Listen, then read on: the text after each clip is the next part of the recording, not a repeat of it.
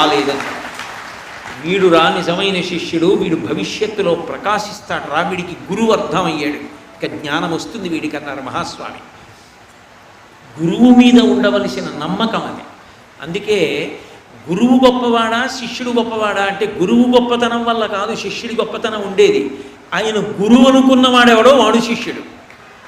ఆయన గురువు అని అనుకుంటే యువతల వాడు లఘువు అని గుర్తు. లఘువు అంటే నేను చిన్నవాణ్ణి అని. అలా అయితే సాక్షాత్ భగవంతుని యొక్క అవతారం దత్తాత్రేయ స్వామి వారు, 3 మూర్తుల యొక్క సమాహార స్వరూపం. అటువంటి వారికి 24 మంది గురువులు ఉన్నారు. అందులో ఒక వేశ్య కూడా ఉంది. అప్పుడు వేశ్య ఎంత జ్ఞానం కలిగిందని దత్తాత్రేయుల వారిని ఉద్ధరించింది అని అడగవలసిన ప్రశ్న వస్తుంది. కాదు, గురువు అంటే గురి. మా గురువు గారు దైవం అంతే. మా గురువు గారు ఏది చెప్పారో నేను అదే పాటిస్తాను. ఇప్పుడు గురువు గారికి ఎంత తెలుసు కాదు, గురువుని నమ్మిన శిష్యుడు